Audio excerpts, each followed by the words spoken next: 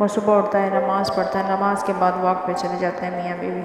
दोनों वॉक करने के बाद जब वापस आते हैं तो उनकी बीवी भरपूर उनका साथ देती है। सुबह उठ के वो दोनों ही बहुत ही मेहनती होते हैं कि बीवी आकर किचन में जाती है, नाश्ते की तैयारी करती है, इतने में वो आ जाके बेड पे लेट जाता है। उसका बेटा बहुत ही शरारती है, सुबह जल्दी उठ जाता है। वो बॉल में हाथ में लिए हुए अपने पापा के पास आता है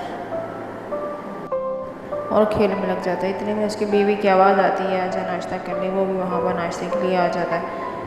नाम कुछ दे दो। एक भिखारी की आवाज़ आती है। वो देखता है घर से कोई निकलेगा, मुझे कुछ ना कुछ देगा, लेकिन यहाँ से कोई, सुबह नाश्ते में बिजी होते हैं सब लोग, कोई बाहर नहीं आता। वो बार बार चक्कर, अपने आँखों पे हाथ रख के चेक कर रहा था देखता है कुछ ना कुछ नज़र आ जाए। वो मुसलसल घूर घूर के देख रहा होता है, लेकिन उसको कोई भी नज़र नहीं आता दूर दूर तक। वो भूखा प्यासा वहाँ खड़ा होता है, लेकिन उसको उम्मीद होती है कि कोई ना कोई आएगा। उसकी हालत बहुत ख़राब होती है, उसको भूख से बहुत बुरा हाल होता है। थोड़ी देर में ना उसको किसी की आवाज़ आती है, तो वो फिर झाँक के देखता है, उसको कोई नज़र नहीं आता। लेकिन वो खड़े खड़े बहुत थक चुका होता है। वो सोच रहा था कि मैं बैठ जाता हूँ, बैठ के थोड़ी देर रेस्ट करता हूँ। इतनी देर में वो बैठने की कोशिश ही कर रहा था। वो बैठ जाता है इस तरह ज़मीन पर पैर रख के, तो थोड़ी देर बैठा रहा। वो उम्मीद लगाए बैठा हुआ होता है कोई ना कोई बाहर आएगा, उसकी हेल्प करेगा। वो फिर उठ के खड़ा हो जाता है। वो किसी तरह से दिखना शुरू कर देता है, लेकिन घर से कोई नहीं निकलता। लेकिन उसको फिर एक आवाज़ आती है, वो डर जाता है। आवाज़ की वजह से भागना शुरू करता है। जिसने कहा कौन है कौन है, तेज़ी से भागने की कोशिश करता है। वो डर के भाग रहा होता है।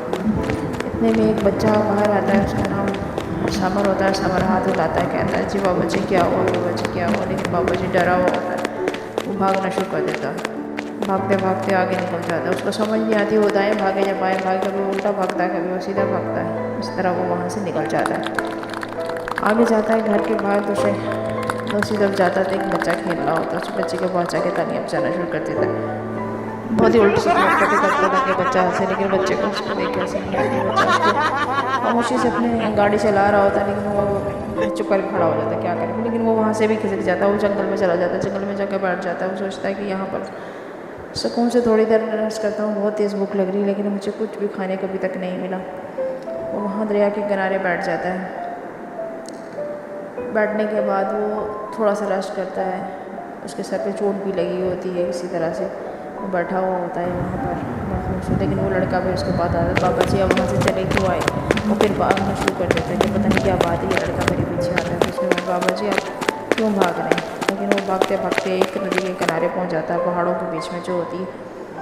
वहाँ जाके सोचता है कि अभी सुकून से थोड़ी देर बैठूंगा, अभी कोई नहीं आएगा। लेकिन वो ना वहाँ भी उसको चैन नहीं आता। वहाँ से भी वो चल पड़ता है, आगे जाता है। वहाँ से सोचता है यहाँ भी कोई नहीं। उसको खौफ होता है उसके अंदर, कोई ना कोई मुझे पकड़ लेगा। पता नहीं क्यों उसके अंदर डर होता है। वहाँ पे वो पहाड़ों के बीच में चला जाता है। वहाँ जाने के बाद वो फिर डर रहा होता है, लेकिन कोई ना कोई तो खाली पेट का सोच भागा भी नहीं जाता। इतना वो लड़का आता है, वो समझता है ये चोर या कुछ नहीं, उसको मारना शुरू कर देता है। मारते मारते वो डर जाता है, तो वो दाएँ से मारता है, कभी बाएँ से मारता है। उसको अच्छी तरह से ज़रा मासूम और मासूम इतने में एक और आदमी आता है, उसको छुड़ाने की कोशिश करता है कि नहीं लड़ो नहीं लड़ो। बैठ के कुछ काम कर रहा होता है, लेकिन बैठे बैठे उसको याद आता है कि मेरा तो वॉलेट ही नहीं है। मैं पता नहीं अपना वॉलेट कहाँ भूल आया, शायद उस लड़ाई के बीच में मेरा वॉलेट रह गया।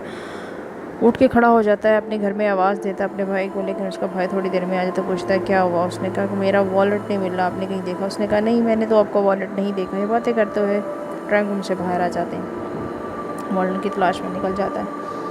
लेकिन वो बेचारा फिर बेकारी इधर उधर फिर रहा होता है, उसको कुछ भी खाने को नहीं मिला होता। सोच रहा होता कि आज में अल्लाह ने मेरे साथ क्या किया है जो मुझे खाने को नहीं मिला।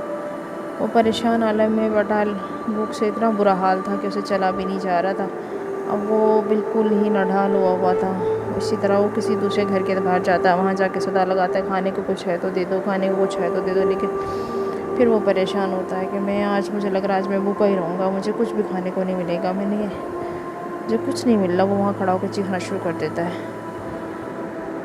फिर वो सोचता है कि मैं यहाँ से भी चला जाता हूँ, शायद मुझे कुछ यहाँ से भी कुछ नहीं मिलने वाला। वो वहाँ से खिसक जाता है, आहिस्ता आहिस्ता चलता हुआ वहाँ से निकल जाता है। लेकिन उसके अंदर हिम्मत नहीं होती, हिम्मत हार चुका होता है।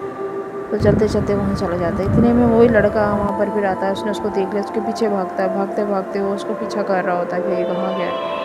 लेकिन वो वहाँ आगे जाता है। आगे जाने के बाद थोड़ा सा उसके पीछे जब भागता है, वहाँ पर दो आदमी खड़े आपस में बात कर रहे होते हैं। एक तो वही होता है जो उसको वहाँ मिला होता है उसको देख के वो वहाँ से निकल जाता है। घर आके लेटता है और सोचता है कि ऐसा क्यों हुआ है। वो परेशान था, ना उसको नींद आई थी ना सुकून। कर हर जगह मुझे वो बेकारी क्यों नज़र आता है। वो लड़ता है, बेचैन हो जाता है, कभी उठ के बैठता है, कभी कुछ करता है, उल्टा हरकतें करता है। उसको समझ ही नहीं आ रही उसके साथ क्या हो रहा है। लेकिन वो फिर सोचते सोचते परेशान बेड पे लेट जाता है, कभी बैठता है। इसी तरह उसने वो पूरा दिन अपने दिन के बारे में सोचता रहता है कि मुझे वो क्यों नज़र आ रहा है। फिर लेट गया। उसने कहा नहीं, मुझे कुछ ना कुछ गड़बड़ है जो मुझे नज़र आ रहा है। ये सोचते सोचते वो बेचैनी के आलम में बैठा हुआ होता है। सोचता कुछ ना कुछ गड़बड़ है, कल मैं अपने दोस्तों से ज़रूर डिस्कस करूँगा मेरे साथ ऐसा क्यों हो रहा है। सोचता है मैं इसको कल रिसर्च करूँगा। कहानी अच्छी लगी तो लाइक कीजिएगा, सब्सक्राइब कीजिएगा और अपने दोस्तों से शेयर कीजिएगा।